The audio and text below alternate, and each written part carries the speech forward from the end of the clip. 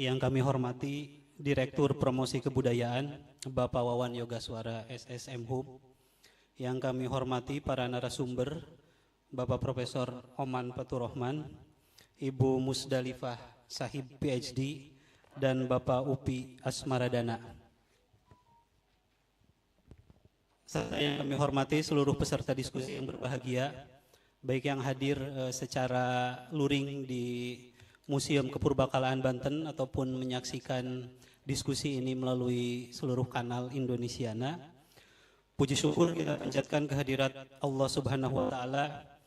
Berkat rahmat dan karunia-Nya kita dapat hadir bersama dalam acara diskusi bertajuk Syekh Yusuf Al-Makassari Dulu, Kini, dan Nanti, sebagai bagian dari rangkaian peringatan 400 tahun Syekh Yusuf Al-Makassari.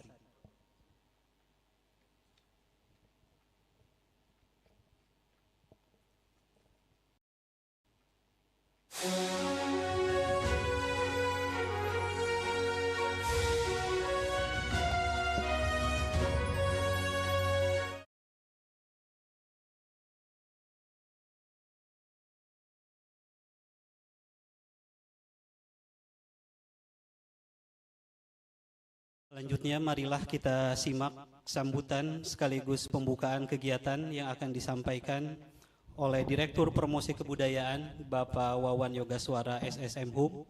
Kepada yang terhormat Bapak Wawan Yogaswara kami persilahkan.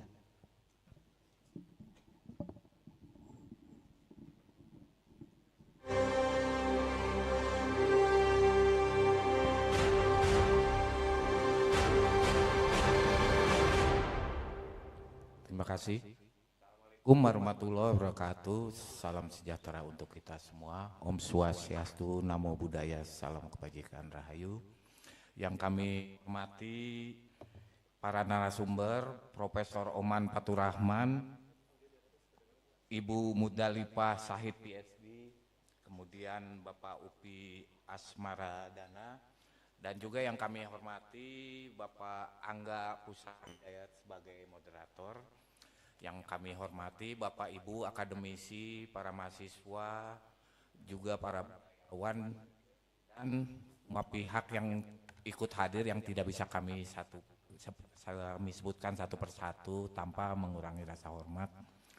Bapak Ibu, puji syukur di sore ini kita bisa hadir di sini di Museum Situs Purbakala Banten untuk menyelenggarakan diskusi tentang Syekh Yusuf Al-Makassari dengan tema Dulu, Kini, dan Sekarang.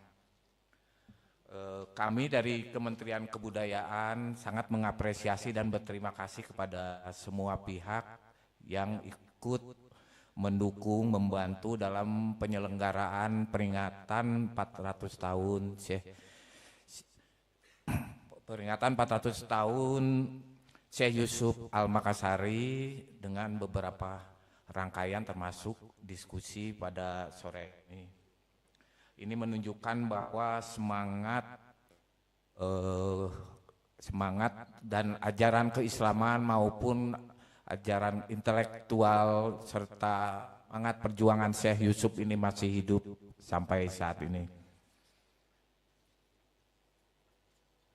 Syekh Yusuf ini jika dihubungkan dengan kebudayaan Islam yang membawa budayaan dari Makassar, kemudian juga ikut berperan berjasa dalam perjuangan masyarakat Banten, ini cukup melanglang buana mengisi ruang-ruang sejarah sampai akhirnya beliau wafat di Afrika Selatan, bahwa menunjukkan ajaran tentang keislaman yang dibawa oleh beliau sebagai ulama besar ini mengakar sampai ke lintas negara internasional, bahkan beliau sempat mampir juga di Sri Lanka ya.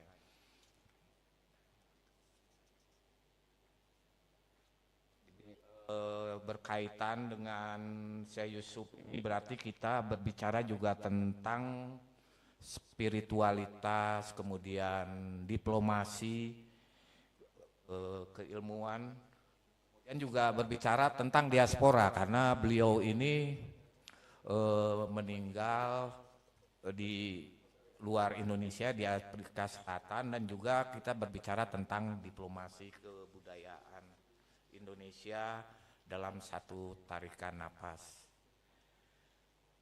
Banten memiliki arti penting dalam perjalanan sejarah Syekh Yusuf, karena disinilah beliau juga selain mengajarkan tentang ajaran spiritualitas, juga ikut berjuang membantu Sultan Agung Tirtayasa dalam melawan penjajahan Belanda.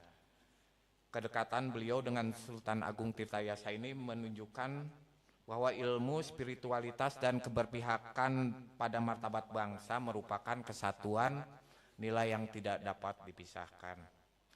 Para hadirin yang saya hormati, Ibu Bapak semua, dengan tajuk diskusi saat ini, Syekh Yusuf Al-Makassari dulu, kini, dan akan datang, ini kan bahwa ketika berbicara tentang dulu ini, Syekh Yusuf ini meninggalkan ruang-ruang sejarah di mana ajaran maupun manuskrip ditinggalkan. Ini menjadi daya dukung kita untuk menggali sejarah beliau. Kemudian ketika berbicara tentang masa sekarang, bahwa ajaran yang dibawa oleh Syekh Yusuf ini masih hidup sampai pada saat ini, sehingga nama beliau masih harum hingga ke luar Indonesia.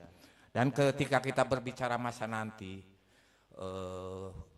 perjuangan ajaran Syekh Yusuf ini memberi spirit kepada generasi yang mendatang agar tetap membawa semangat intelektualitas, kemudian keislaman, dan juga rasa nasionalisme terhadap bangsa dan kebanggaan kepada bangsa Indonesia khususnya. Dengan demikian, warisan Syekh Yusuf tidak boleh berhenti hanya sampai pada catatan saja, tetapi juga harus dirawat, kemudian dikaji, sehingga ini dapat bermanfaat bagi kita semua.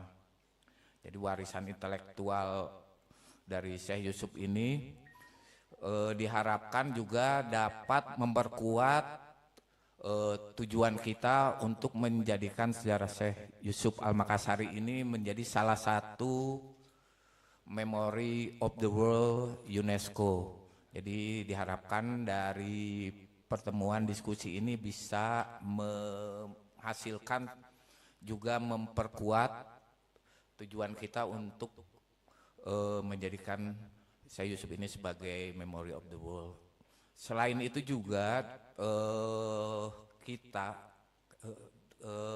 Kementerian Kebudayaan dan Bapak Ibu semua juga akan mendirikan rumah budaya Syekh Yusuf di Afrika Selatan.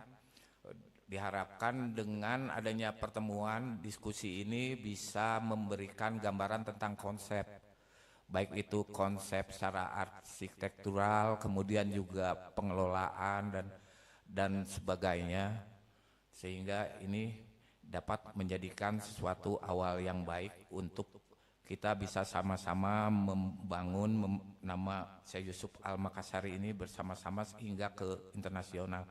Demikian Bapak dan Ibu, semoga acara diskusi ini dapat bermanfaat untuk kita semua. Semoga kita semua bisa menjalankan diskusi ini dengan baik dan terselenggara dengan baik. Demikian, terima kasih. Wabillahi taufiq walhidayah. Wassalamualaikum warahmatullahi wabarakatuh.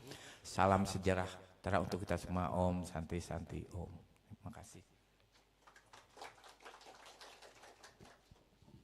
Terima kasih kami ucapkan kepada Bapak Wawan Yoga Suara SS Umhum atas sambutan dan arahannya. Hadirin yang berbahagia, baik yang hadir secara luring ataupun daring, sekarang kita akan memasuki sesi utama dari kegiatan sore hari ini, yaitu pemaparan dari para narasumber. Seperti tema diskusi kita pada sore hari ini, Syekh Yusuf Al-Makassari, dulu, kini, dan nanti, kita berharap bahwa Syekh Yusuf tidak hanya berhenti sebagai kisah, tetapi kemudian pemikiran, gagasan-gagasannya diinternalisasi dalam kehidupan kita hari ini dan kemudian bisa diwariskan pada si yang akan datang. Baik, untuk mengawali materi pada sore hari ini, saya persilahkan kepada narasumber yang pertama, Bapak Profesor Oman Fathur-Rahman, Guru Besar Ilmu Filologi Fakultas Adab dan Humaniora Universitas Islam Negeri Syarif Hidayatullah, Jakarta. Kami persilahkan kepada Prof. Oman yang akan menyampaikan paparannya mengenai jejak historis dan warisan pemikiran Syekh Yusuf. Sebelumnya Bapak Ibu narasumber, karena waktu kita sangat-sangat terbatas, 15 menit masing-masing untuk pemaparan. Saya mohon maaf sebelumnya karena sekali lagi waktu yang sangat terbatas. Kepada Prof. Oman Fathur-Rahman saya persilahkan. Terima kasih Mas Angga. 15 menit ini nggak mudah ya. Oke. Sangat-sangat tidak mudah. Kedepannya mana ini? Ini. Ya, tes dulu ini. Jangan dihitung dulu ya. Ini belum bisa nih. Bisa. Ya, bisa di ini dulu. Nah, bisa ya. Kayaknya enggak deh. Oke. Saya harus di sini. Bismillahirrahmanirrahim. Assalamualaikum warahmatullahi wabarakatuh. Pak Direktur, Pak Wawan Yogaswara, hatur nuhun, terima kasih atas undangannya, dan para narasumber, Pak Upi, Ibu Musdalifah, Ibu Bapak sekalian, setengah menit ya, oke. Nah, saya ingin langsung saja to the point kalau begitu, karena saya paham memang ini ada 30 slide, jadi kita coba lihat. Saya ingin mulai dari penjelasan begini. Dalam Islam itu, tasawuf, salah satu ajaran dalam Islam, aspek tasawuf, para sufi, itu menekankan ajaran batin kan ya. Biasanya yang namanya para sufi, itu kan menyendiri. Sufi itu biasanya menarik diri dari kehidupan duniawi, dari aktivisme. Kita tahu dalam sejarah Islam itu, para sufi itu, Rabi'ah Adawiyah, berasyik masuk dengan Tuhannya, dengan Allah. Ada Hasan Al-Basri, ada Imam Al-Junaid. Umumnya itu sufi itu yang menyendiri dengan ibadahnya karena ingin secara batin dekat dengan Tuhan. Nah, Syekh Yusuf abad ke-17 itu salah satu dari yang beda. Ia termasuk oleh para sarjana disebut neo-sufism. Neo-sufi, sufi baru. Mengapa? Karena ada aktivisme yang berbasis spiritualisme. Spiritualisme tasawufnya itu dipakai untuk mendorong dirinya untuk aktif gitu. Jadi tidak menyendiri justru. Makanya saya memberi judul aktivisme berbasis spiritualisme. Lanjut aja kalau saya nggak bisa pencetnya. Ya,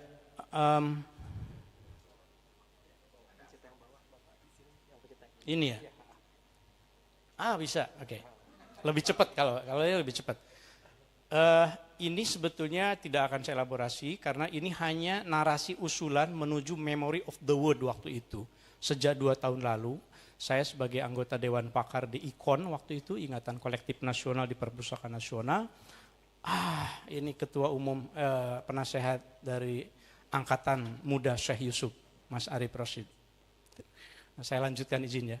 Jadi sejak 2 tahun lalu saya terlibat mengawal bagaimana karya-karya Syekh Yusuf kita ajukan menjadi ingatan kolektif nasional. Sudah ketok palu. Lalu sejak tahun lalu diajukan menjadi memory of the world. Nah, ini salah satu narasi yang diusulkan oleh Perpustakaan Nasional. Saya hanya bagian menilai sebagai anggota Dewan Pakar bersama dengan Pak Mulis Paeni, beliau ketuanya.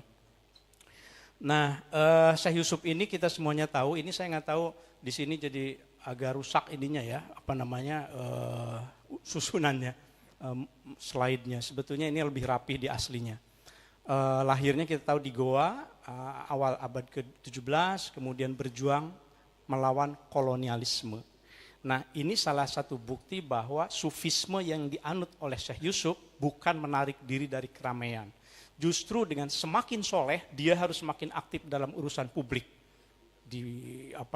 Khususnya ketika ia melihat bahwa ini ada raja yang adil, ada raja yang nanti akan saya bacakan manuskripnya, harus melawan Belanda. Oke, saya bantu. Sultan Ageng Tirtayasa.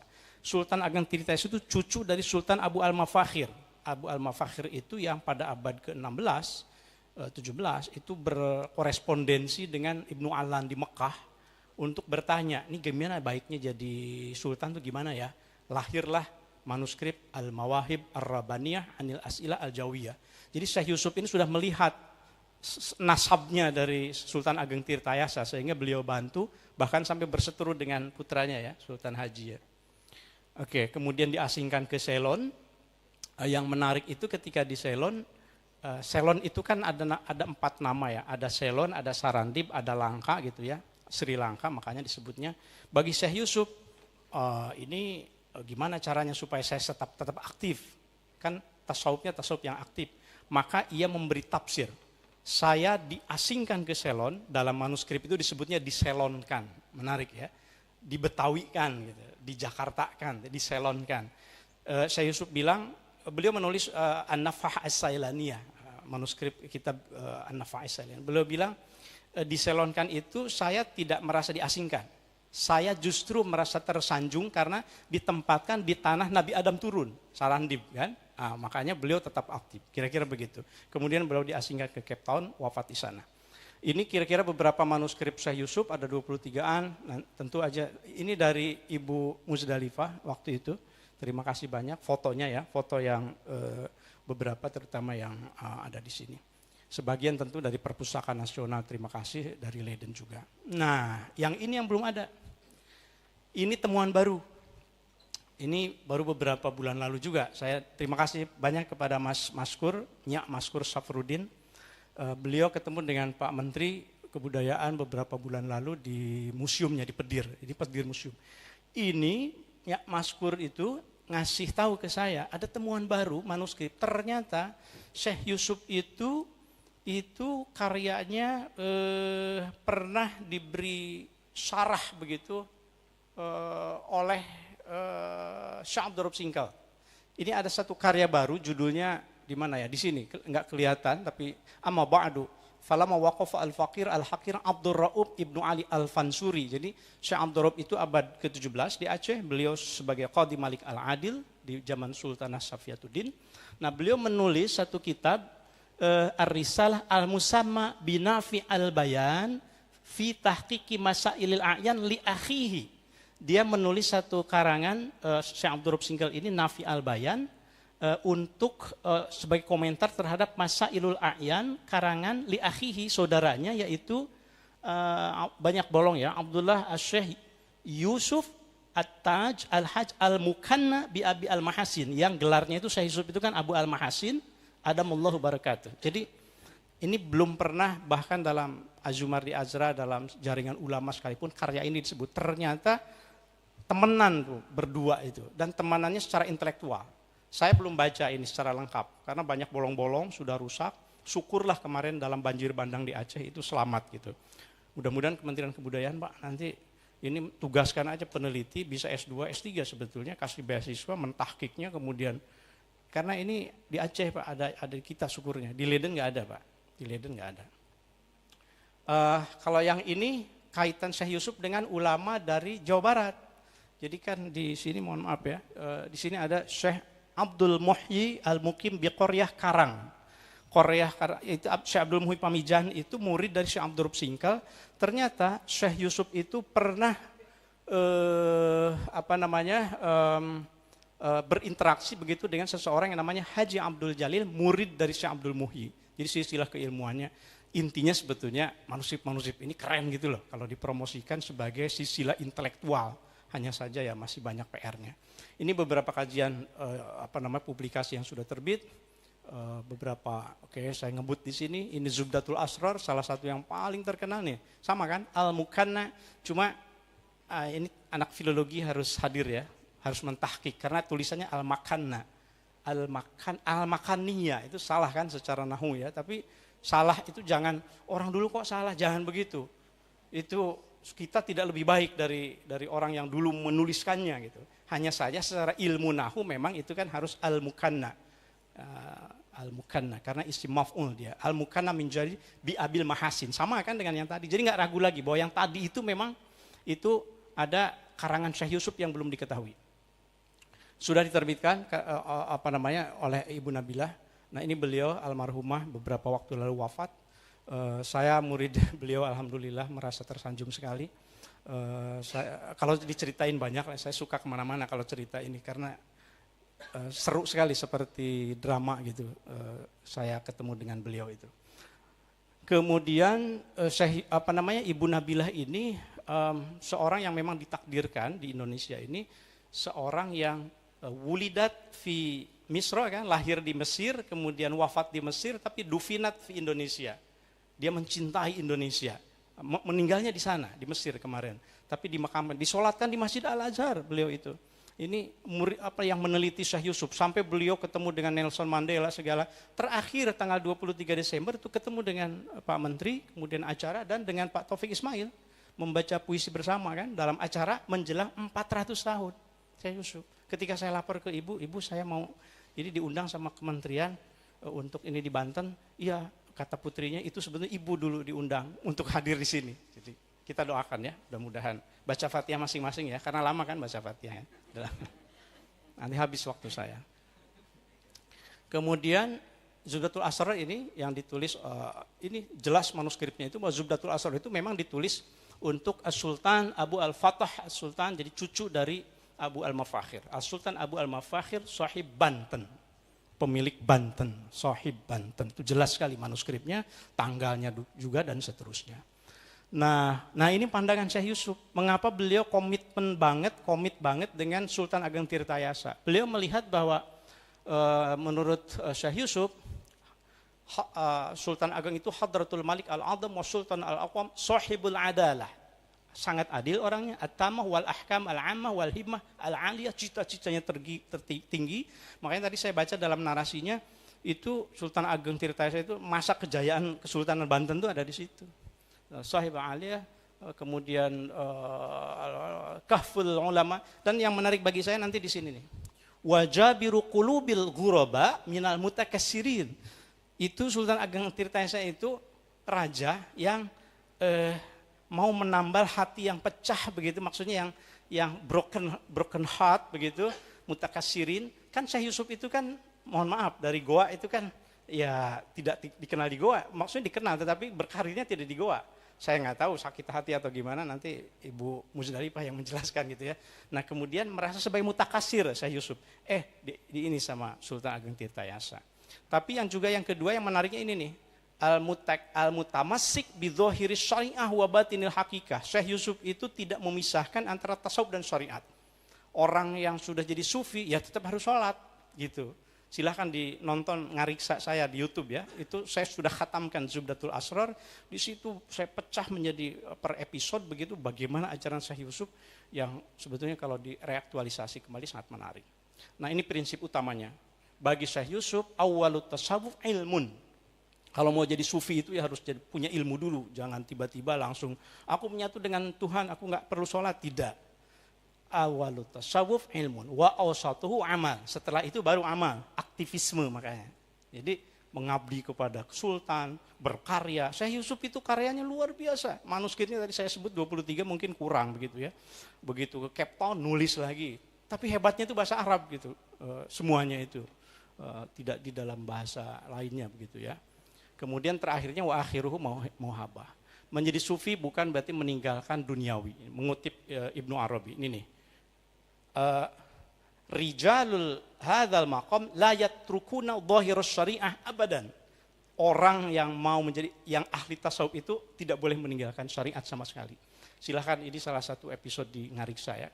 Ini sudah khataman waktu itu, ada dari Banten waktu itu Kiai Ma'ruf Amin memberi testimoni di dalam episode yang ke-75 ya, silahkan ditonton. Ini sebetulnya menarik tapi kalau saya bacakan lumayan 2 menit, jadi nanti saja.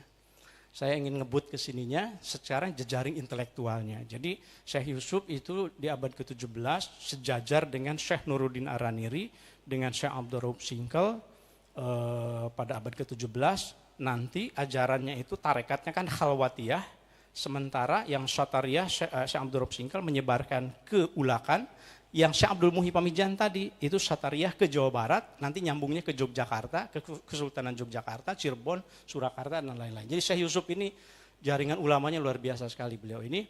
Dan sudah ditulis salah satu buku oleh Ronnie Trichy, Syekh Yusuf diselonkan, Banishment and Belonging. Nah, judulnya menarik kan, banishment itu kan exile kan, dibuang, tetapi belonging itu maksudnya tetap rasa memiliki terhadap Islam, terhadap tradisinya. Boleh saja saya dibuang, tapi saya mengajarkan kemelayuan. Makanya komunitas Melayu tumbuh. Di Cape Town ada Makassar kan, itu kan karena Syekh Yusuf itu seperti itu, exile and diaspora in Sarandip. Nah ini dikenal di sananya di kampung makam Makassarnya. Nah yang ini bagian terakhir dari saya, refleksinya kira-kira nanti supaya nyambung ke kekiniannya itu. Syekh Yusuf itu kan abad ke-17. Abad 17 itu ada Datuk Ribandang, Datuk Patimang, Datuk Rititro di Sulawesi Selatan, lalu Syekh Yusuf. Kok setelah itu abad 18-19 nggak ada tokoh di Sulawesi Selatan? Tiba-tiba langsung ke abad 21, abad 20, Andre Guruta Abdurrahman Ambodale sama Andre Guruta As'ad Al-Bugisi Sengkang. Pertanyaan besar bagi saya, 200 tahun masa tidak ada ulama besar? Nah itu yang membuat kami kemudian melakukan rihlah dengan Mas Arif sedang keluar ya. Nah, ini Mas Arif, ini di Pinrang di rumahnya Wang Helmi Ali Yafi, putra dari Kiai Ali Yafi. Tidak diketahui itu bukan berarti tidak ada. Kami keliling selama 3 hari. Iya, tidak diketahui itu bukan berarti tidak ada. Kami jalan 3 hari dari Maros, Makassar, Mangkoso, Parepare, Jampue, Pinrang, Sengkang dan seterusnya. Hanya saja saya nggak difilmkan. Pak, aduh ini kalau sudah ketemu dengan Pak Upi difilmkan ini. Di Jampue itu di Pinrang dulu itu tempat penyalinan manuskrip. Maka kami buka, bismillah. Membuka pusaka yang sebelumnya tidak boleh dibuka, Al-Quran.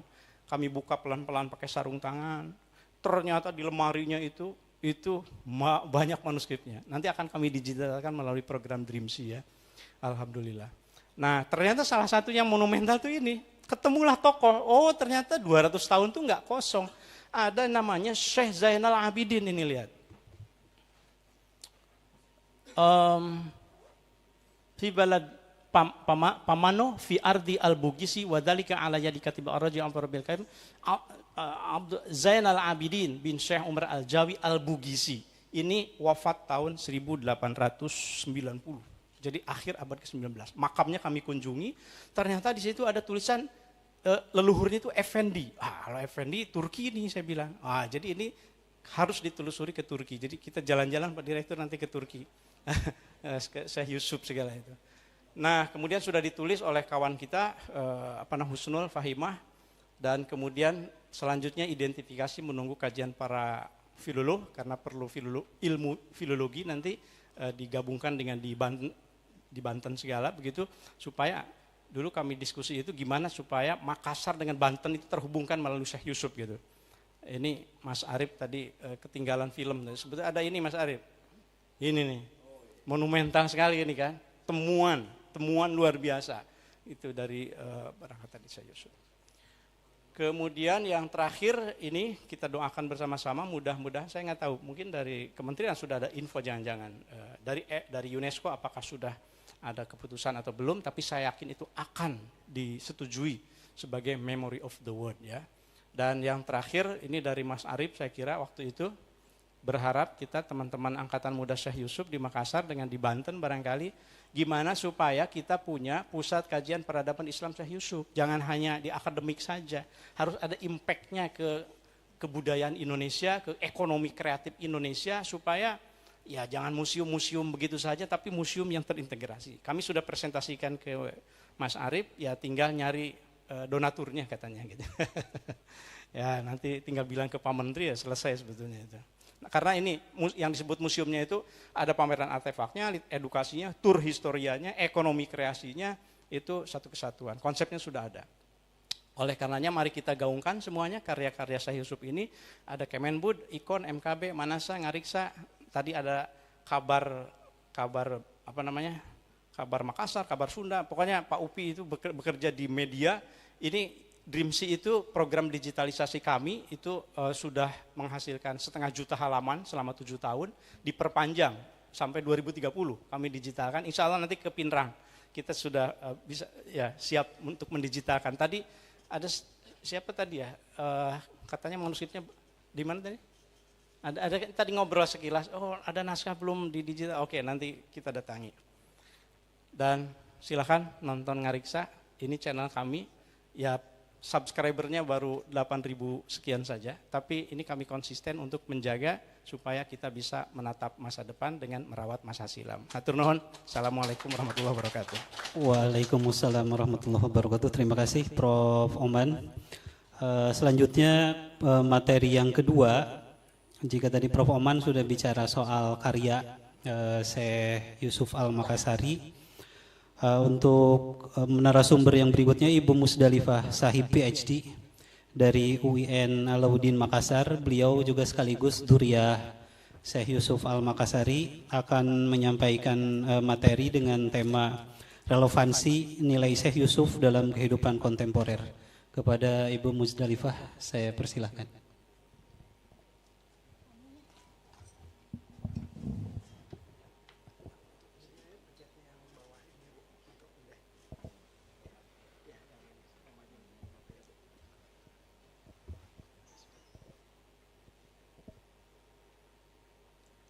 Assalamualaikum warahmatullahi ta'ala wabarakatuh. Bismillahirrahmanirrahim. Alhamdulillahirrahmanirrahim. Wassalatu wassalamu ala asyrafil anbiya wal mursalin Sayyidina Muhammad wa ala alihi wa sahbihi ajma'in. Amma ba'd. Puja dan puji kita panjatkan kehadirat Allah Subhanahu wa ta'ala yang telah memberi kesempatan pada hambanya ini untuk bisa hadir di tempat ini. Alhamdulillah. Salawat dan salam kepada junjungan kita Nabi besar Muhammad sallallahu alaihi wasallam. Allahumma sholli ala sayyidina yang merupakan memberikan jalan terang bagi kita semua. Alhamdulillah. Bapak-bapak, ibu-ibu sekalian, saya sangat bersyukur sekali karena diundang ke sini. Meskipun kondisi fisik saya sebenarnya lagi kurang sehat, tapi alhamdulillah saya bisa juga sampai ke sini. Saya diberikan judul tema kini relevansi nilai Syekh Yusuf Al-Makassari dalam kehidupan kontemporer.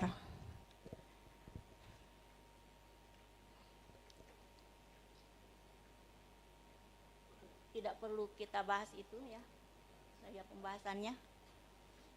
Syekh Yusuf Al-Makassari 1626-1699 adalah seorang sufi moderat, pembaru dalam dunia mistik Islam yang kini telah menjadi tokoh dunia.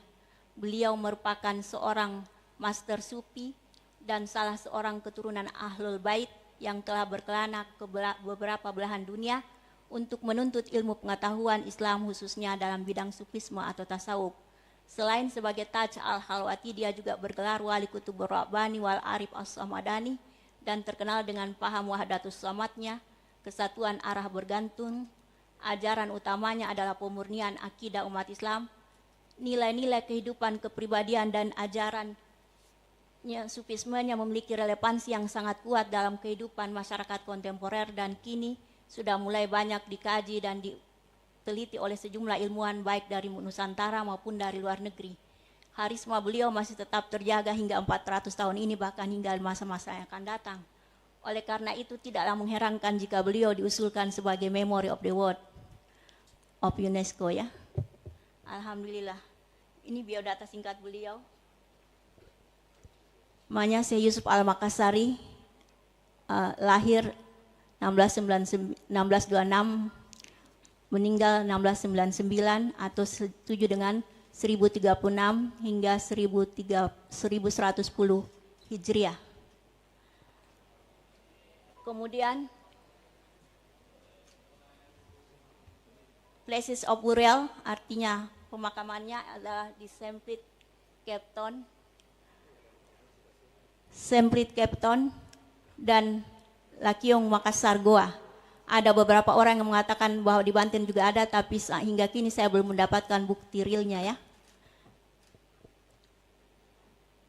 Ayahnya bernama Abil Jalal Abdullah Khaidir bin Abil Khair Yahya bin Alawi Al-Hadrami.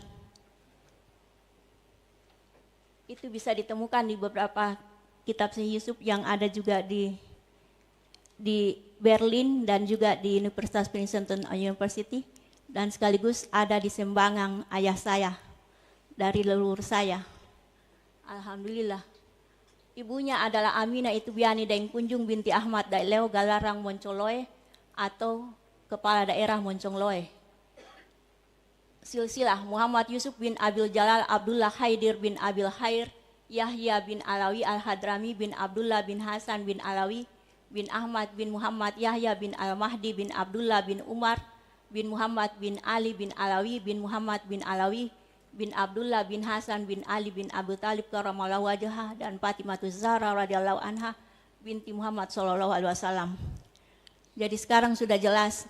Sejak tahun 2018 baru saya jelas itu menulis ini karena memang bukti-buktinya saya sudah dapatkan dan saya sudah diskusikan dengan seorang Habib dulu pimpinan Jatman RI. Ya.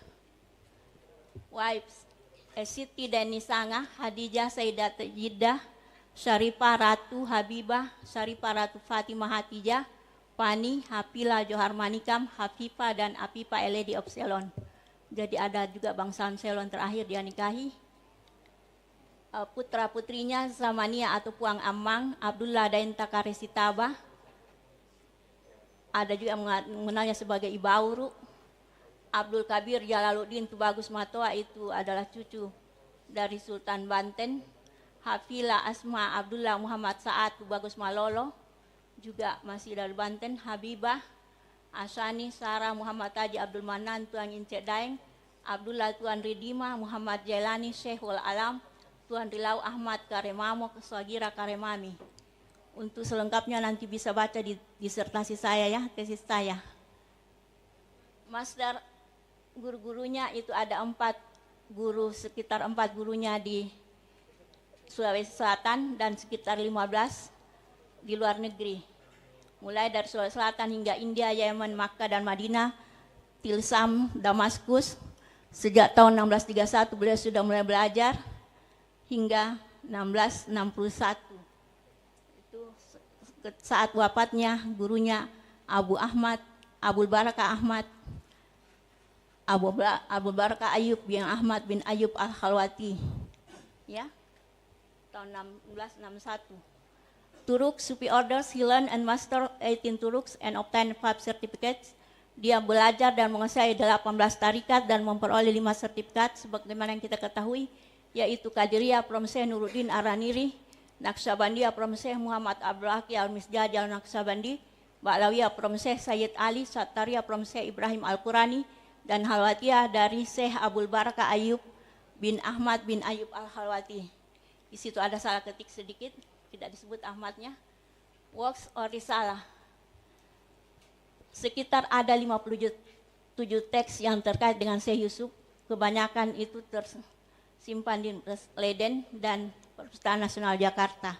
Itu yang saya temukan selama ini. Mungkin masih ada lagi lebih dari itu. Ya kalau Nabila mungkin lebih sekitar 20 lebih. Saya dapatkan sekitar 57.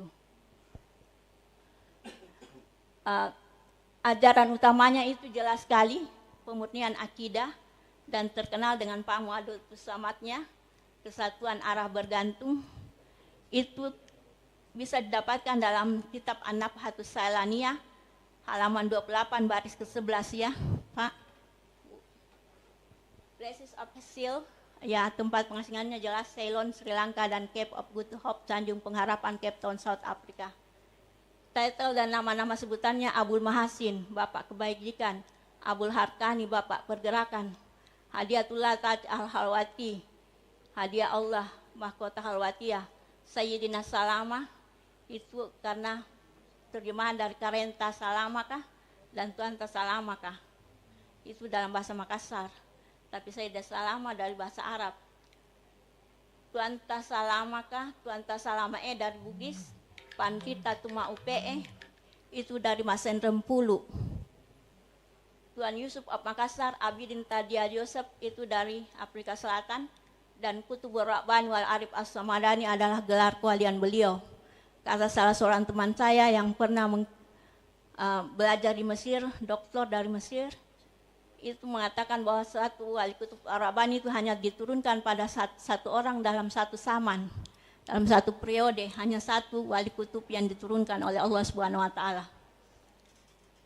The title of Harrison jelas nasional Harrison. Indonesia dan Afrika Selatan. Nilai-nilai Syekh Yusuf yang relevan dalam menjawab tantangan masyarakat masa kini. Pertama, moderasi beragama, wasatia, dan harmoni sosial. Syekh Yusuf memang senantiasa menghindari perselisihan dan mengambil jalan tengah dalam menghadapi pertentangan dan perbedaan pendapat. Dia berusaha keras untuk menjembatani dan mendamaikan paham Ibnu Arabi, paham Wahdatul Wujud Ibnu Arabi, dan paham Hulul Al-Halaj, serta paham Wahdatul Syuhud Arsyir Hindi, dengan mengatakan, dengan hanya berkata bahwa al-abdu abdun walau taraki warabu rabun walau tanazzuli. Artinya hamba tetap hamba meskipun dia naik dan bersatu dengan Tuhannya dan menyifati sifat-sifat Tuhan, dan Tuhan tetap Tuhan meskipun dia turun kepada hambanya dan bersifat seperti seorang hamba. Ya. Dia betul-betul itu saya memang gelari dia sufi moderat karena memang moderat. Dia itu pandangannya, dia senantiasa menggabungkan antara syariah dan hakikah, menyeimbangkan antara syariah dan hakikah, sekaligus zikirnya juga tidak terlalu besar dan juga tidak terlalu kecil. Di tengah orang banyak kita bisa melakukan zikir yang agak besar suaranya, ketika sendiri bisa tenang-tenang sendiri, ya begitu. Diajar di tengah maraknya ekstremisme dan polarisasi saat ini, ajaran beliau tentang tasawuf yang santun, moderasi beragama dapat menjadi landasan untuk menciptakan kerukunan, toleransi, dan harmoni dalam kehidupan masyarakat. Kedua, keadilan sosial dan keberanian moral. Al-Makassari dikenal sebagai pejuang melawan ketidakadilan dan penindasan kolonial serta pembela hak asasi manusia. Nilai ini relevan dalam mendorong masyarakat untuk kritis terhadap penindasan moral, ketidakadilan dalam segala aspek, dan penegakan hak asasi manusia saat ini.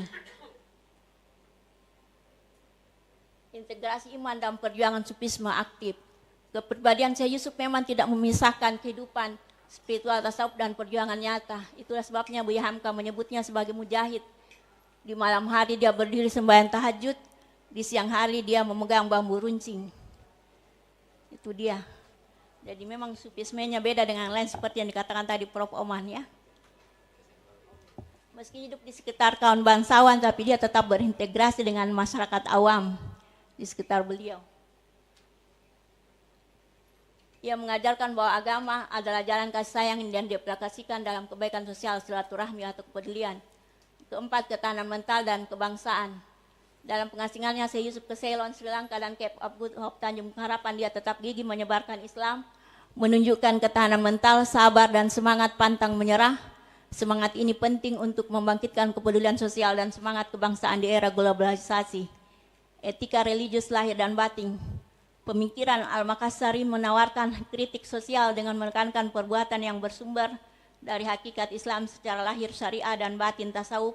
Ini relevan untuk mengatasi krisis moral dengan membangun karakter manusia yang jujur, rendah hati, dan takut kepada Tuhan, haub, namun tetap berharap akan rahmatnya.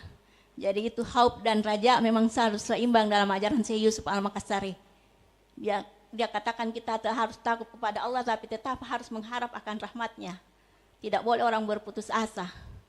Dan itulah yang bisa ditanamkan di masa sekarang ini. Dengan demikian Syekh Yusuf Al-Makassari menawarkan pola hidup yang seimbang antara halwat kesendirian spiritual dan jihad perjuangan sosial, menjadikannya inspirasi kuat untuk penguatan pendidikan karakter dan spiritualitas di era modern. Upaya generasi muda dalam memahami dan menginternalisasikan nilai-nilai Al-Makassari, pendidikan dan kajian literatur, reaktualisasi nilai melalui media digital, penerapan nilai damai itu salama, keteladanan uswah, menjadikan semangat juang kejujuran dan keteguhan Syekh Yusuf sebagai teladan dan kehidupan sehari-hari, serta menanamkan jiwa sosial. Integrasi dalam pendidikan karakter memaksudkan nilai-nilai ajaran beliau dalam bentuk pendidikan karakter yang terencana, yang fokus pada pembentukan insan kamil. Proses ini bertujuan agar generasi muda tidak hanya sekedar mengetahui sejarah, tetapi juga menjadikan nilai-nilai tersebut sebagai fondasi perilaku di tengah tantangan zaman. Ya. Saya cepat-cepat karena waktu sudah hampir habis. Strategi menjembatani nilai historis Syekh Yusuf dengan praktik kehidupan masyarakat saat ini. Ada beberapa strateginya. Pertama, implementasi nilai perjuangan dan kepemimpinan Syekh Yusuf dalam jihad kontemporer. meliputi perjuangan melawan penindasan modern, nilai perjuangan Syekh Yusuf melawan kolonialisme dialihkan menjadi perjuangan melawan ketidakadilan, kemiskinan, dan korupsi di era modern ini, semangat persatuan dan kebangsaan, dengan meneladani kiprah Syekh Yusuf yang menjembatani berbagai suku Makassar, Bugis, Banten, bahkan Afrika Selatan, untuk bersatu yang relevan dengan upaya merawat persatuan nasional di tengah keberagaman. Kini solidaritas persatuan khususnya di kalangan pengikut Syekh Yusuf Al-Makassari semakin kuat di tengah masyarakat yang multicultural ini. Ya. Pendekatan pendidikan dan literasi, revitalisasi pesantren dan karya tulis, ya, pendidikan karakter, menggunakan kisah hidup Syekh Yusuf sebagai inspirasi pendidikan karakter yang tangguh, jujur, sabar, dan memiliki istiqomah. Melalui pendekatan ini, Syekh Yusuf tidak hanya dikenang sebagai tokoh masa lalu, tetapi sebagai inspirasi yang hidup dalam menjawab tantangan zaman saat ini, era modern dan globalisasi. Kesimpulan, kini tidak dapat dilakukan lagi bahwa Syekh Yusuf Al-Makassari, seorang sufi wali besar dari timur Indonesia, memiliki nilai-nilai yang sangat relevan dengan kehidupan masyarakat kontemporer, yang bila mana dapat diaplikasikan dengan baik maka dapat menjawab semua tantangan di era globalisasi ini. Alhamdulillah, sejarah dan karya-karya beliau kini telah banyak dikaji oleh para pemuda dan ilmuwan dari berbagai negara, terutama Indonesia dan Afrika Selatan, bahkan di Malaysia, Eropa, dan Timur Tengah. Karena itu beliau memang pantas menjadi bagian dari Memory of the World UNESCO. Alhamdulillah. Karena ada yang meminta saya memberikan keterkaitan penulis dengan Syekh Yusuf Al-Makassari, maka saya akan menyebutkan keterkaitan saya. Musdalifah Sahib binti Syekh Ki Haji Said Sultan binti Syekh Muhammad Sultan Baitullah binti Syekh Muhammad Ramadan binti Syekh Muhammad Mahasin binti Syekh Muhammad Multasam bin Syekh Muhammad Amin bin Syekh Muhammad Nur Qaddasallahu sirrahu bin Syekh Muhammad Imam Qaddasallahu sirrahu bin Syekh Muhammad Jailani Syekhul Alam bin Syekh Muhammad Yusuf bin Abdul Jalal Abdul Haidir Qaddasallahu sirrahu. Jadi penulis masih merupakan generasi ke-10 Syekh Yusuf Al-Makassari dengan putri dari Ceylon, Sarandip, yang menikah dengan putranya itu Syekhul Alam Muhammad Jalani menikah dengan putri Raja Talok Karengkarunrung, yang ada dalam karya Syekh Yusuf juga ada surat kepada Karengkarunrung, ya. Ya. Jadi itulah. Kemudian demikian pula dengan saudara sepupu penulis Kanda Keke Parawangsa Denek Nang yang juga memakai baju bodoh di sana. Itu adalah keturunan ke-10 juga dari Syekh Yusuf Al-Makassari, dari garis Banten. Dia merupakan cucu dari istri kelima Syekh Yusuf Al-Makassari yang bernama Syarifah Ratu Fatimah atau Hatijah, ya, yang turut bersama beliau ke Cape Town kalau tidak salah. Alhamdulillah. Sedangkan Syekh Haji Said Sultan Qaddasallahu sirrahu adalah ayah penulis. Beliau adalah mursyid Tarekat Halwatiyah Yusufiyah di Indonesia dan Afrika Selatan, Ketua Dewan Syuro Jamiah Ahlu Tariqah Al-Muktabar An-Nahdiyin Provinsi Sulawesi Selatan selama 2 periode, kurang lebih 10 tahun hingga beliau wafat. Dosen Akidah Filsafat UI6, sekaligus salah satu ketua MUI Goa yang telah banyak menulis tentang Syekh Yusuf, guru dan inspirasi penulis yang telah menemani penulis sepanjang perjalanan hidup penulis, baik di Indonesia maupun luar negeri hingga saat beliau meninggal. Penulis ada di sini dan bisa bicara seperti ini karena beliau saya anggap sebagai cerminan Syekh Yusuf Al-Makassari. Sayang saya tidak sempat bawa bukunya ke sini, ada tertinggal di hotel. Itu ada dia tulis banyak silsilah keturunan Syekh Yusuf Al-Makassari, mulai dari istri pertama hingga istri yang ke-9. Ya. Alhamdulillah, demikianlah saya kira penyajian saya. Semoga dapat bermanfaat bagi bapak-bapak dan ibu-ibu sekalian. Sekian, wassalamualaikum warahmatullahi wabarakatuh. Waalaikumsalam warahmatullahi wabarakatuh. Terima kasih banyak kami haturkan kepada Ibu Musdalifah Sahib PhD. Dari paparan Ibu Musdalifah kita mendapatkan informasi penegasan bahwa apa yang sudah ditulis oleh Syekh Yusuf pada abad ke-17 ternyata masih relevan untuk kita terapkan di hari ini. Baik, berikutnya narasumber yang ketiga, Bapak Upi Asmaradana dari KGI Network. Pak Upi akan menyampaikan materi mengenai Syekh Yusuf dalam perspektif masa depan dan inspirasi generasi. Pak Upi akan menjelaskan bagaimana sebenarnya nilai-nilai yang pernah dibangun oleh Syekh Yusuf masih kontekstual dan masih aktual untuk diwariskan kepada Gen Z. Kepada Pak Upi, saya persilahkan. Ya, makasih Mas. Assalamualaikum warahmatullahi wabarakatuh. Waalaikumsalam. Yang saya hormati Pak Direktur, mantan Pak Andi, Bang Arif, ya, dan para pembicara, ada Prof. Muhammad, Ibu Musdalifah. Materinya berat dan saya diminta untuk mentransformasikan warisan dari Syekh Yusuf yang pada tanggal 3 Juli 2026 akan berusia 400 tahun. Dan saya meminta AI untuk menjawab tantangan itu. Dan saya bertanya ke AI dengan 2 data yang saya peroleh. Yang pertama dari buku Prof. Abu Hamid dan wawancara dengan Dr. Mulis Paini. Dan ini jawaban AI tentang Syekh Yusuf Al-Makassari. Mohon ditampilkan. Oke, halo semuanya. Hari ini kita mau bahas satu sosok yang kisahnya itu wah luar biasa. Melintasi 4 abad dan 2 benua yang letaknya jauh banget. Sosok yang pengaruhnya begitu dalam sampai-sampai dihormati oleh 2 negara sekaligus. Nah, ini dia pertanyaan kuncinya. Coba deh pikirin. Gimana ceritanya satu orang yang sama bisa diakui sebagai pahlawan nasional di Indonesia dan pada saat yang sama juga di Afrika Selatan? Ini teka-teki yang menarik banget buat kita pecahkan bareng-bareng. Dan ini beneran loh, bukan cuma kiasan. Di Indonesia, beliau itu resmi dapat gelar pahlawan nasional, sementara di Afrika Selatan, beliau dikenal dan dihormati sebagai pahlawan perjuangan atau hero of the struggle. Fakta ini aja udah nunjukin betapa unik dan mendunianya pengaruh beliau. Oke, kita mulai dari bagian pertama, pahlawan 2 bangsa. Di sini, kita bakal telusuri gimana sih warisan yang super keren ini bisa terbentuk. Kita mulai dari akarnya. Semuanya berawal di Makassar, tahun 1626. Beliau lahir dengan nama Muhammad Yusuf.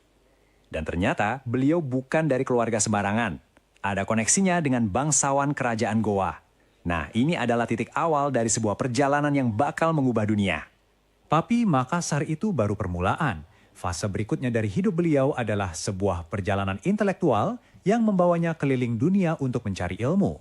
Perjalanan intelektualnya ini skalanya nggak main-main ya. Dimulai tahun 1644, beliau kelana dari Banten, Aceh, terus lanjut menghabiskan waktu bertahun-tahun di pusat keilmuan Islam saat itu, Mekah, Madinah, bahkan sampai ke Syam yang sekarang kita kenal sebagai Damaskus. Jadi pas beliau balik ke Banten tahun 1670, statusnya udah beda banget. Bukan lagi seorang murid, tapi udah jadi seorang cendekiawan yang sangat dihormati. Sekembalinya ke tanah air, perannya berkembang pesat. Beliau bukan cuma jadi pemimpin spiritual, tapi juga pejuang perlawanan. Bisa dibilang, beliau menggunakan pena sekaligus pedang dalam perjuangannya. Di Kesultanan Banten, beliau langsung jadi orang penting. Posisinya sebagai penasihat spiritual utama buat Sultan Ageng Tirtayasa, bikin kebijaksanaan rohaninya itu nyambung banget sama nasihat-nasihat politik yang strategis. Dan soal produktivitas, ini gila sih. Selama ngabdi buat Sultan di Banten, beliau itu nulis 32 karya tulis yang berbeda. Bayangin, 32 buku di tengah kesibukannya sebagai penasehat kesultanan. Tapi, perjuangannya melawan kolonialis Belanda membawanya ke sebuah titik balik yang dramatis. Beliau ditangkap oleh VOC, lalu diasingkan jauh dari tanah airnya ke Sri Lanka. Ini jadi momen yang sangat krusial dalam perjalanannya. Terus apa penjara dan pengasingan bikin semangatnya padam? Oh, sama sekali enggak. Justru di dalam penjara di Sri Lanka, penanya tetap tajam dan menghasilkan 17 karya lagi. Ketangguhannya ini benar-benar menginspirasi kan? Nah, sekarang kita masuk ke babak terakhir, hidupnya di pengasingan.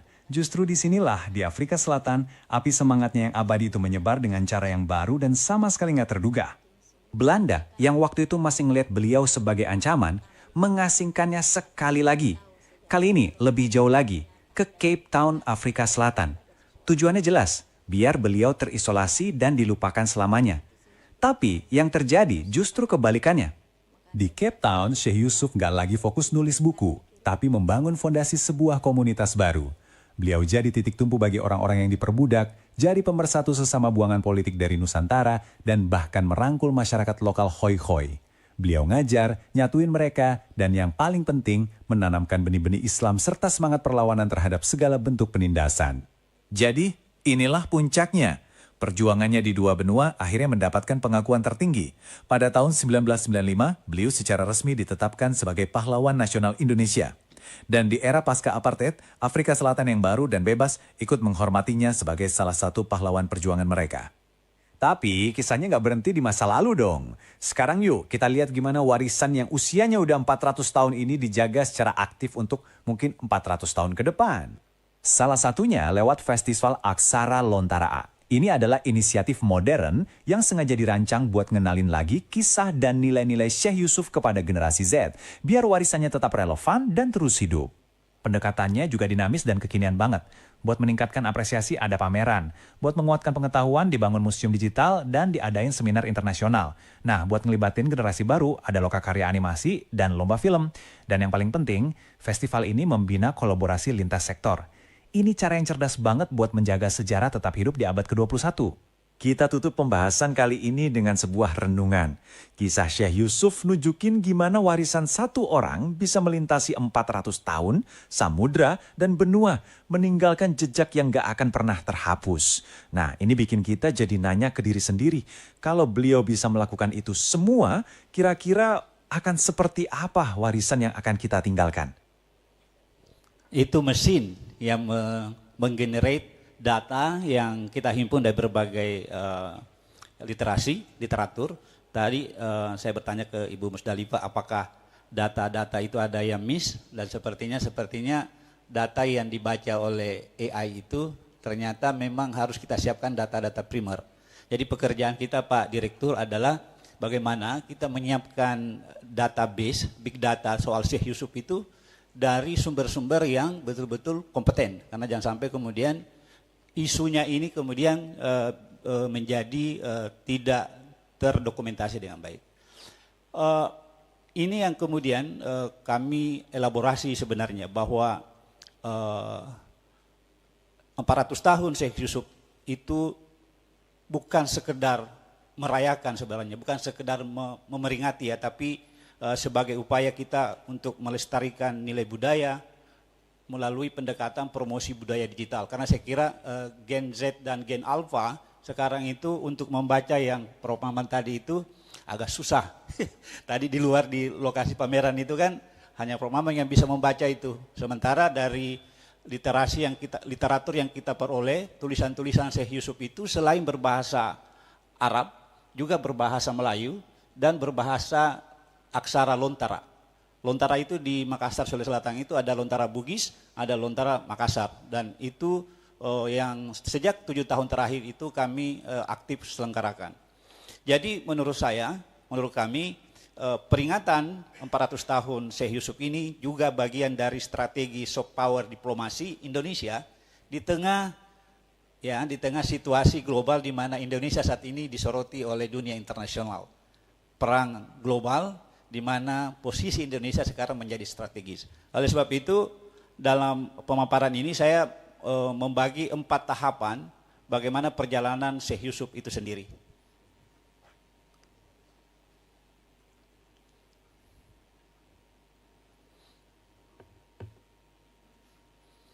Saya berdiri. Ini saya dibantu mesin ya, Pak Direktur. Jadi ada 4 kata kunci dari perjalanan Syekh Yusuf selama 400 tahun. Yang pertama, dia termasuk salah satu, mungkin di Indonesia hanya 2 tokoh yang memiliki gelar pahlawan di 2 negara, yaitu Syekh Yusuf dan Insinyur Soekarno. Di 2 negara yang sama, ya, di Afrika Selatan dan di Indonesia. Yang kedua, Syekh Yusuf menguasai 4 bahasa. Dan ternyata Syekh Yusuf karya-karyanya itu bukan hanya di Asia Tenggara, Timur Tengah, dan Afrika, tapi juga ternyata ada di Amerika Serikat, ada di Eropa. Dan ini jejaknya itu digenerate oleh AI bahwa data-datanya sebenarnya itu tersimpan di perpustakaan Leiden dan dimiliki oleh beberapa orang yang pernah bersentuhan langsung dengan Syekh Yusuf, termasuk Ibu Musdalifah tentunya, kan kira-kira begitu. Gen Z itu membagi Syekh Yusuf, kehidupannya Syekh Yusuf itu 4 pilar. Jadi sebagai pembelajar, sufi, pejuang, dan inspirasi. Seorang inspirator yang kemudian menggugah masyarakat Indonesia yang hari ini kita peringati menjelang 400 tahun usia pada tanggal 3 Juli yang akan datang.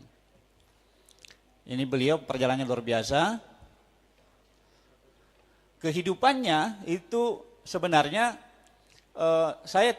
kami tidak, ini Bu Musdalifah ya, mungkin nanti keluarga Syekh Yusuf memperbanyak tulisan-tulisan nanti secara digital soal kehidupan Syekh Yusuf waktu kecil, ya, karena yang kami dapat itu Syekh Yusuf itu meninggalkan kerajaan Goa Tallo itu di usia 18 tahun.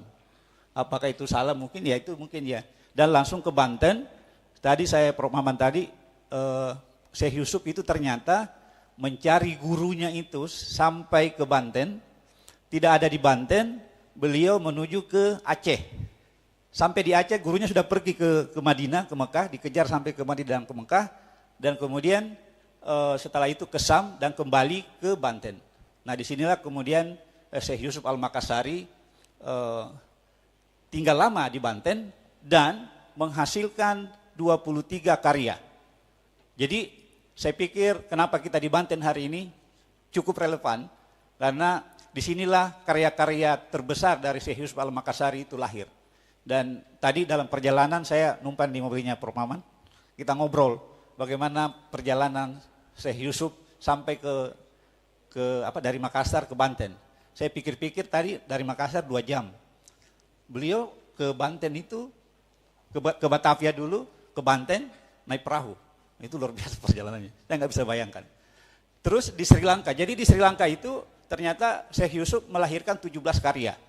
Dan di Afrika Selatan itu Syekh Yusuf tidak melahirkan karya, tapi melakukan gerakan yang kita sebut sebagai gerakan pemberdayaan masyarakat kecil dan kaum-kaum yang tertindas. Oleh sebab itu Nelson Mandela terinspirasi dari Syekh Yusuf Al-Makassari. Nah, bagaimana anak-anak muda seperti saya ini, ya Pak Arif ya, kita masih muda nih ya, karena ada laskar muda Syekh Yusuf ya. Bagaimana kita mentransformasikan warisan abad ke-17 ke abad 21. Ini kan loncatan waktunya cukup lama. Jadi saya bertanya ke mesin AI, gimana caranya kita bisa mendapat legasi dari seorang Syekh Yusuf yang pada abad 17 tahun itu. Dia kemudian menjawab, kamu harus membuat museum digital dan pameran arsip Lontara. Jadi karya-karyanya Syekh Yusuf, perjalanan Syekh Yusuf itu bisa nanti diadaptasi, bisa dilihat dari museum digitalnya. Mesin AI juga bertanya ke begini, alangkah bagusnya kalau kamu menyusuri jejak perjalanan Syekh Yusuf. Itu saya Prof. Maman tadi saya bilang, jadi kita tahun depan kita ajak laskar Syekh Yusuf dengan Pak Menteri misalnya untuk kita menyusuri jejak Syekh Yusuf dari Tallo ke Goa, terus ke Banten, ke Aceh, terus sampai kembali ke Banten dan melakukan perlawanan dan ditahan di sini. Dan ini menurut saya penting. Jadi kita akan melakukan ekspedisi di 3 negara. Yang ketiga, Pak Dir, itu sepertinya kita perlu memperbanyak animasi-animasi seperti yang saya sampaikan tadi. Nah, ini yang akan kita elaborasi insya Allah tanggal 3 sampai 6 Juli di Makassar, di Istana Tamalate Bala Lompoa, Kabupaten Goa. Kita akan menggelar Festival Aksara Lontara ke-7 yang temanya itu menyusuri jejak Syekh Yusuf dalam aksara Lontara sebagai warisan budaya dunia.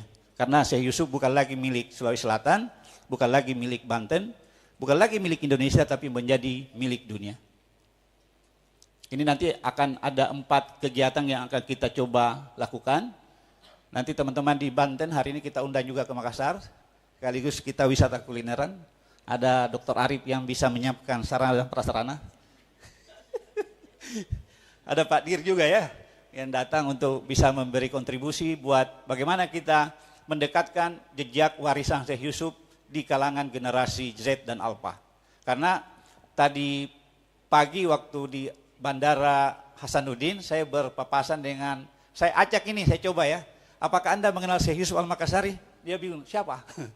Jadi memang pekerjaan berat kita ini Pak Dir untuk menghidupkan kembali jejak-jejak dari warisan Syekh Yusuf. Ini program yang akan kita buat nanti di tanggal 3 Juli, bertepatan dengan peringatan 400 tahun Syekh Yusuf di Makassar. Ini yang paling penting, insya Allah tahun 2008 kita akan melakukan ekspedisi ke 3 negara.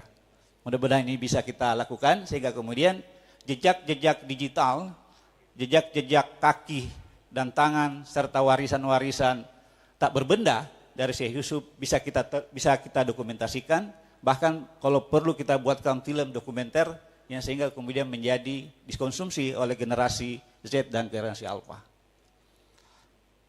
Ini tugas kita, bagaimana manuskrip yang dibaca Prof. Maman tadi itu bisa dicerna oleh Gen Z dan Gen Alpha, kan? Dengan melakukan fasilitasi lomba animasi dan juga memberi inspirasi ke segenap generasi Z dan Alpha. Nah ini saya pikir penjelasan dari saya bagaimana kita merawat jejak Syekh Yusuf melalui Festival Aksara Lontara ke-7. Mohon doanya, sampai berjumpa di Makassar. Assalamualaikum warahmatullahi wabarakatuh. Oh iya, ini yang saya kenakan adalah hasil karya Festival Aksara Lontara. Nanti kita kasih ke Pak Direktur juga ya. Terima kasih. Assalamualaikum warahmatullahi wabarakatuh. Waalaikumsalam warahmatullahi wabarakatuh. Terima kasih Pak. Baik, tiga narasumber sudah menyampaikan materinya. Pak Upi menarik tadi bahwa kajian terhadap Syekh Yusuf Al-Makassari tidak berhenti di ruang-ruang yang eksklusif di kampus, tapi bagaimana mentransformasi itu dalam wujud yang lebih populer, yang kemudian kompatibel untuk Gen Z dan Gen Alpha. Baik, sekali lagi saya harapkan aplausnya dari hadirin sekalian untuk para narasumber. Alhamdulillah sesi pemaparan materi sudah berlangsung dengan baik. Selanjutnya kita akan memasuki sesi diskusi untuk mengelaborasi apa yang tadi sudah disampaikan. Sekali lagi waktu kita terbatas, hanya ada 15 menit, mungkin ada 1 atau 2 yang mengelaborasi materi dari 3 narasumber. Silahkan Bapak Ibu.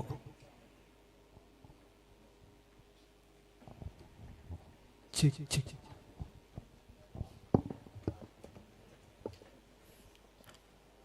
Bismillahirrahmanirrahim. Assalamualaikum warahmatullahi wabarakatuh. Perkenalkan, saya Muhammad Idnan dari anggota dari AMSI, Angkatan Muda Syekh Yusuf. Saat ini saya dari Makassar. Saya berasal dari Makassar dan saat ini berdomisili atau menetap di Banten di lingkungan pemerintahan juga gubernuran.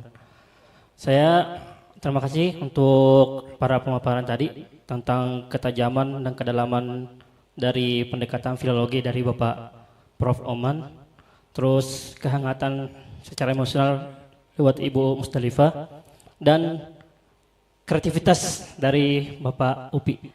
Jadi banyak rasa, banyak warna yang bisa kita pahami tentang Syekh Yusuf. Nah, langsung saja. Kita kan dalam ini Syekh Yusuf kita mau biar ajaran atau nilai-nilai Syekh Yusuf ini lebih bisa dirasakan. Ya. Tadi pemaparannya itu Syekh Yusuf banyak menghasilkan karya di Tanah Banten. Tapi maaf saja, realita di lapangan, saya kan juga ngajar di pondok di Banten. Itu kayaknya tidak seperti karya-karya kitab seperti Syekh Nawawi Al-Bantani, terus Hadatus Syekh Hashim Asy'ari yang kitabnya itu dikaji di pondok-pondok pesantren.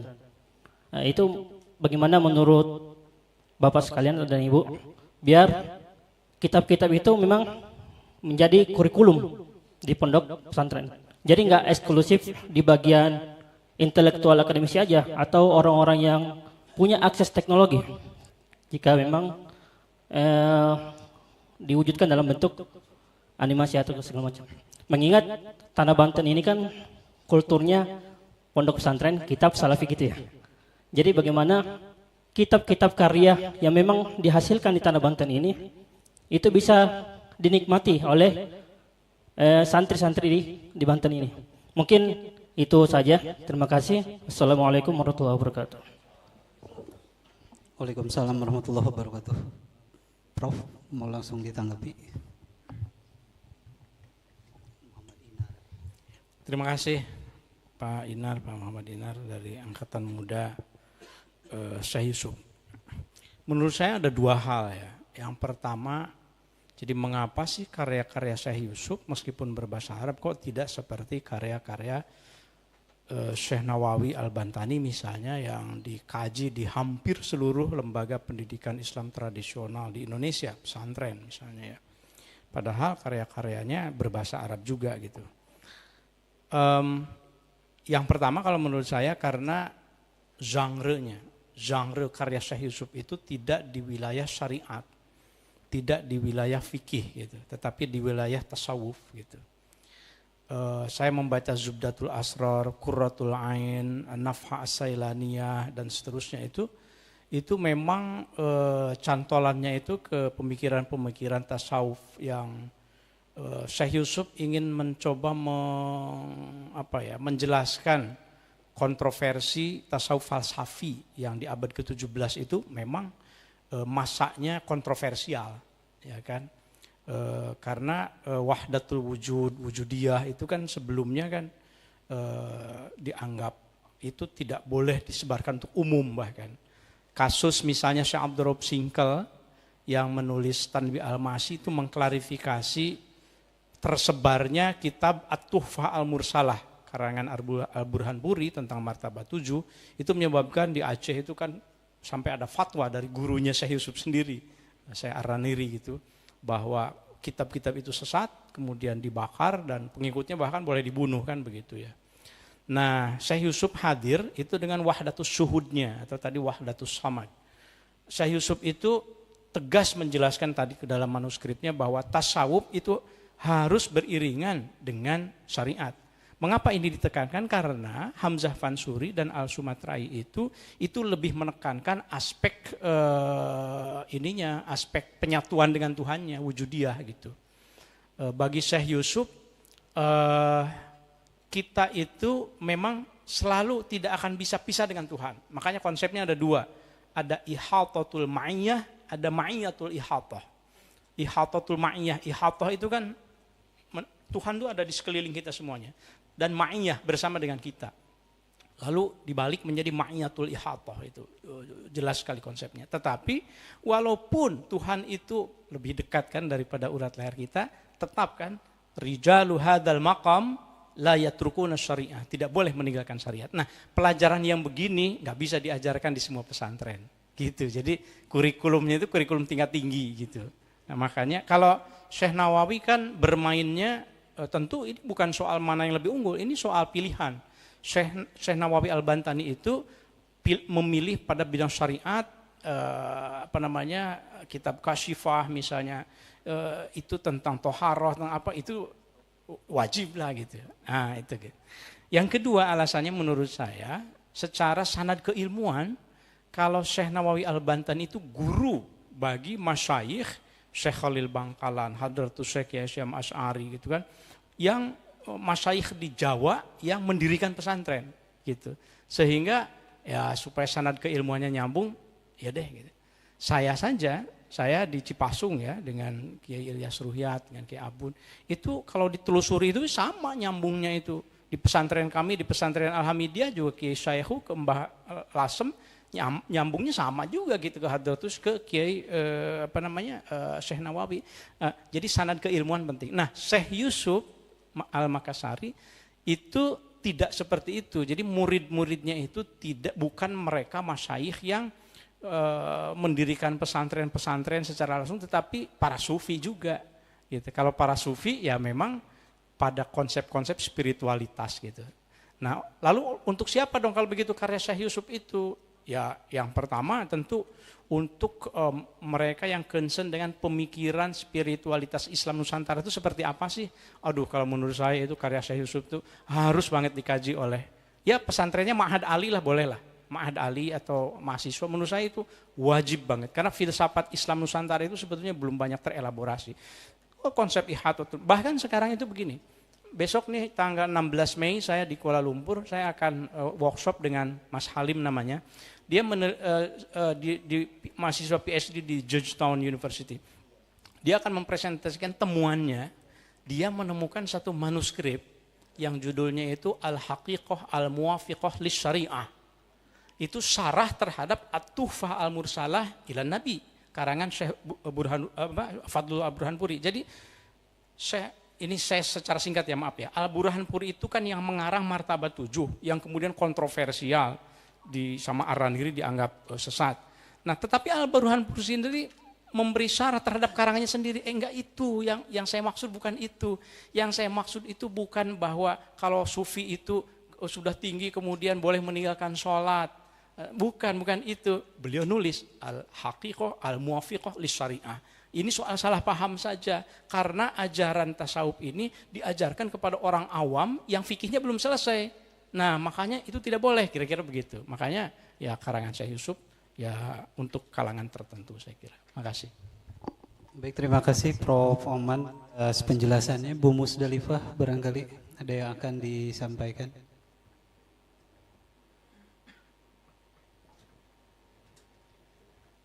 Terima kasih juga atas penjelasan Prof. Oman. Saya kira memang begitu ya. Karena di dalam kitab-kitab Syekh Yusuf memang khusus mengajar tasawuf. Jadi, tapi bisa saja diajarkan di pesantren, tapi bagian-bagian intinya saja yang bisa dipahami oleh anak-anak ya. Gitu. Baik Matalib As-Salikin, Subdat Al-Asrar, Sir Al-Asrar, Taj Al-Asrar, Quratul Ain, dan selain sebagainya itu semua memang mengajarkan inti tasawuf. Khusus untuk Matalib As-Salikin itu yang mengkaji 3 hal, yaitu ibadah, makrifah, dan tauhid, makrifah, dan ibadah. Dia khusus itu. Sebenarnya sih kalau kita bisa ini kan bisa dikaji juga oleh di pesantren-pesantren, tetapi pembahasannya mungkin diarahkanlah ke yang sesuai dengan zaman sekarang ini, begitu. Karena kita memang harus kondisikan dengan zaman sekarang. Di Indonesia ini kan ada 2 halwatiyah, ada halwatiyah Yusufiyah, ada halwatiyah Yusuf, ada halwatiyah Saman. Halwatiyah Saman itu lahir di abad ke-18, sedangkan halwatiyah Yusuf lahir abad 17. Syekh Yusuf sendiri dianggap oleh Martin van Burnesen sebagai pembawa tarikat Naqsyabandiyah ke Indonesia pertama. Jadi ya begitulah, Syekh Yusuf memang memang dia pengetahuannya itu tingkat tinggi, jadi harus dipahami dengan baik. Tidak boleh orang mengkaji ini dengan salah-salah karena bisa keliru dan bisa tergelincir. Makanya kita harus memang mengkaji suatu kitab tasawuf itu, yang bisa menjelaskan tentang tasawuf itu adalah orang yang memahami ilmu tasawuf sendiri. Ya. Dan memang ada mursyidnya, memang ada juga mursyidnya Syekh Yusuf Al-Makassari. Termasuk salah satunya yang dikembangkan di Makassar itu kan ada namanya tarikat Yusuf yang dikembangkan oleh Puan Makkah. Itu ada Yusupia. Yusupia itu dari kami, keturunan Syekh Yusuf itu langsung. Bedanya itu tarikat Yusupia itu dengan tarikat Yusuf sendiri. Tarikat Yusupia itu adalah intisari dari semua tarikat yang pernah dipelajari oleh Syekh Yusuf Al-Makassari. Itu yang diberikan kepada keturunannya langsung. Dan pengambilan baiat untuk menjadi seorang mursyid tarikat Yusupia itu tidak gampang, susah juga. Karena bukan dia harus menghafal Al-Quran sebagaimana tarikat Syadziliyah ya, harus menghafal Quran, tetapi minimal dia itu dapat pernah bertemu langsung dengan Syekh Yusuf Al-Makassari dan Nabi Muhammad SAW yang memberikan petunjuk agar dia yang menjadi mursyid atau mursyida begitu. Saya kira itu saja penjelasan dari saya. Baik, terima kasih Bu Musdalifah. Pak Upi, ada yang akan disampaikan? Ya, salah satu saya tidak berani untuk membahas itu ya karena makomnya itu Prof dengan Ibu Musdalifah. Tapi menurut saya sebagai generasi saat ini seharusnya yang kita catat itu kan sebenarnya ada 4 periode ya, soal bagaimana dia sebagai pembelajar yang telaten ya, jadi meninggalkan zona nyaman kemudian belajar. Menurut saya warisan itu yang perlu ditransformasikan ke era kekinian. Jadi anak-anak itu diajar untuk ayo belajar. Kira-kira segitu pesannya. Yang kedua, dia seorang penulis, ya dia seorang penulis. Nah, ya mungkin karena penjelasan Prof tadi dengan Ibu Musdalifah menjawab itu tentunya. Bisa saja karena memang ilmunya itu ya kita tidak akan berani menjawab itu ya. Mungkin karena ilmunya beda sehingga kemudian itu tidak berlaku umum. Yang ketiga menurut saya adalah warisan tentang bagaimana Syekh Yusuf itu menjadi simbol perlawanan. Ingat ya, Syekh Yusuf itu bukan seorang sekedar filsuf ya, bukan seorang yang tarekatnya tinggi, tapi dia juga mengejawantah dalam aspek bagaimana dia berjuang untuk negerinya. Dan menurut saya nilai-nilainya itu yang harus kita wariskan ke generasi muda. Tadi waktu saya kesini, saya di WA beberapa orang. Itu perdebatan soal Yusuf, kamu jangan sampai salah tulis. Iya, saya kan tidak menulis itu. Kita kan membaca ini warisannya gitu. Apa warisannya, apa legasinya buat generasi sekarang, dan kita mencatat banyak hal yang bisa kita lakukan. Nah, yang terakhir menurut saya banyak quote-quote-nya Syekh Yusuf nih yang bisa kita, kan Gen Z itu kan sekarang bicara A sampai Z itu sudah dia lupa. Mungkin kayak seperti ini misalnya Syekh Yusuf, ilmu adalah cahaya dan amal adalah buktinya. Jadi ini kita lagi tagarkan seperti itu misalnya. Jadi tugas kita saat ini adalah tidak mempertentangkan sebenarnya apa yang bisa saja itu masih dipertentangkan, tetapi kita ingin warisan atau legasi dari seorang Syekh Yusuf yang usianya 400 tahun itu bisa kita lanjutkan. Nilai-nilainya yang menurut saya yang penting kita gelorakan untuk generasi yang akan datang. Saya pikir demikian, terima kasih. Baik, terima kasih. Lebih dari 90 menit waktu kita berdiskusi, tidak terasa sudah mendekati akhir. Tentu mohon maaf Bapak karena waktu kita sangat terbatas karena ada agenda selanjutnya. Tentu tidak cukup, tapi nanti bisa silahkan mengunjungi laman Ngariksa yang diasuh oleh Prof. Oman, atau bisa berkomunikasi dengan Bu Musdalifah, dengan Pak Upi, nanti datang jalan-jalan ke Makassar. Sekali lagi mohon maaf karena masih ada satu agenda penting lagi. Sepanjang lebih dari 90 menit kita berdiskusi mendengarkan paparan dari narasumber. Sebenarnya ada beberapa kata kunci. Yang pertama, Syekh Yusuf Al-Makassari adalah sosok ulama, sufi, pejuang yang kiprahnya tidak hanya di Nusantara tapi merupakan tokoh lintas benua. Karena beliau tokoh lintas benua, jejak-jejak intelektual, jejak-jejak perjuangannya juga tersebar. Jika sekarang kita mengenal warga dunia, ya mungkin Syekh Yusuf Al-Makassari sejak abad ke-17 sudah menjadi warga dunia. Yang kedua, Syekh Yusuf ini bisa kemudian terawetkan ingatannya karena beliau meninggalkan legacy. Yang paling penting adalah tulisan-tulisannya. Saya rasa itu yang kemudian sekarang makin pudar karena orang-orang makin lupa untuk meninggalkan tulisan. Dan yang ketiga yang terpenting tentu saja warisan Syekh Yusuf tidak berhenti sebagai kajian, tetapi bagaimana cara kita bersama untuk menginternalisasi itu semua untuk membangun perubahan Islam ke depan yang lebih maju. Sebelum saya tutup, kita berikan aplaus untuk kita semua sekali lagi. Baik hadirin yang berbahagia, sesi utama diskusi dan pemaparan kita sudah selesai. Sebelum kita menutup rangkaian acara pada hari ini, kita akan memasuki satu sesi lagi, yaitu pembacaan deklarasi oleh Angkatan Muda Syekh Yusuf Al-Makassari. Kepada perwakilan Angkatan Muda Syekh Yusuf Al-Makassari, kami persilahkan untuk membacakan deklarasi.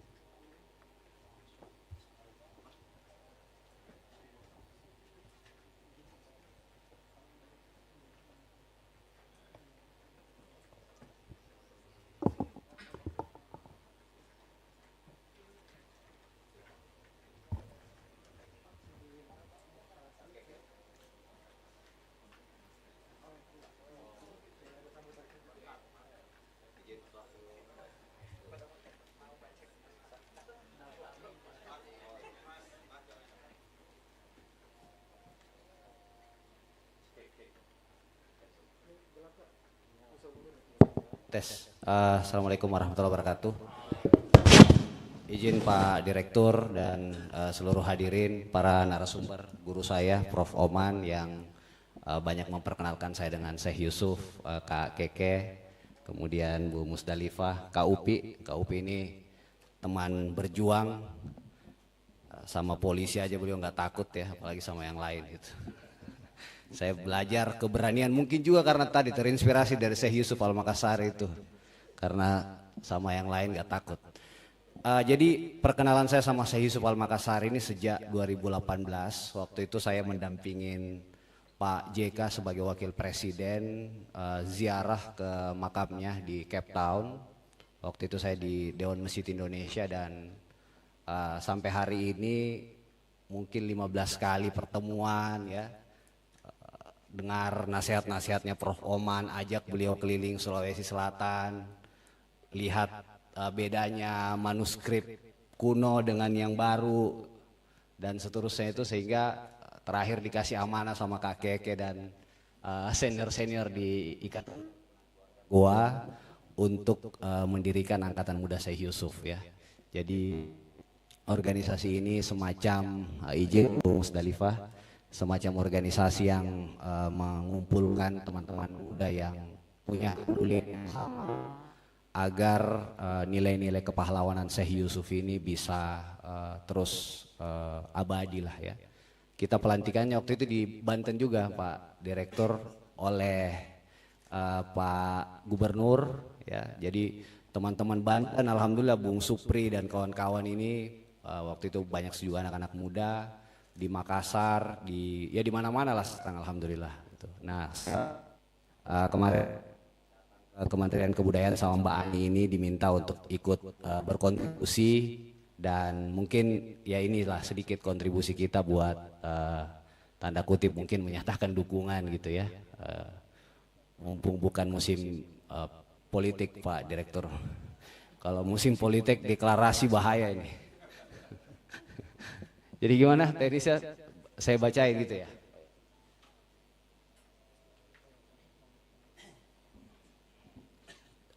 Deklarasi Angkatan Muda Yusuf Al-Makassari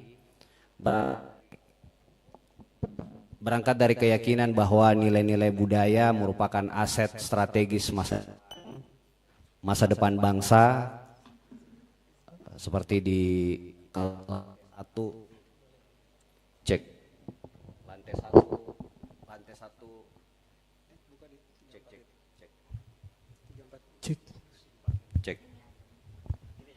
cek. Oh bisa ya, bisa.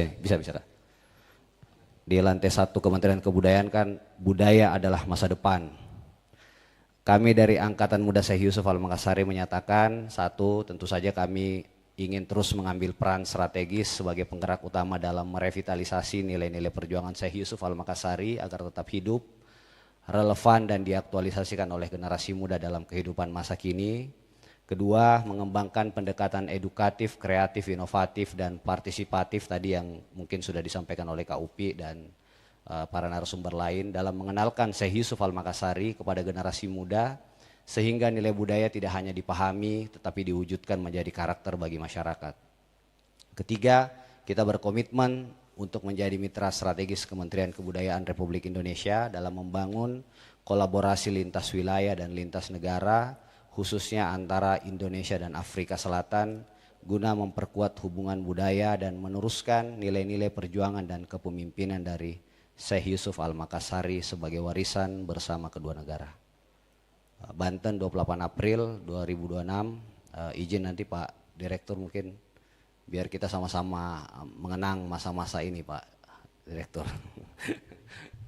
Nanti 400 tahun masih ada dokumennya nih Pak Kaupi ya. Terima kasih.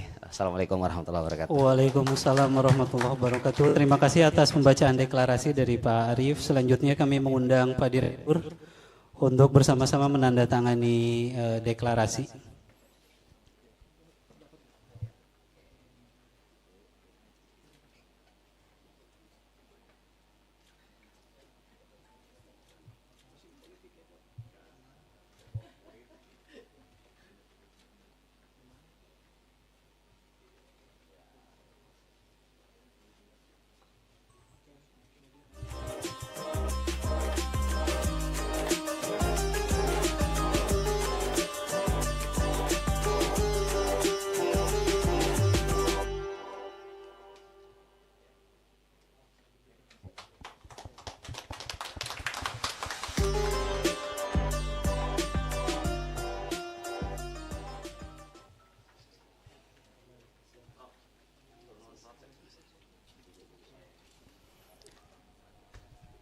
Alhamdulillahirrabbilalamin, hadirin yang berbahagia, sampailah kita di penghujung acara diskusi pada sore hari menjelang malam hari ini. Kami mengucapkan terima kasih yang sebesar-besarnya kepada 3 narasumber yang sudah memberikan ilmu dan inspirasi kepada Prof. Oman Batur Rahman, kepada Ibnu Muzdalifah PhD, dan kepada Bapak Upi Asmaradana.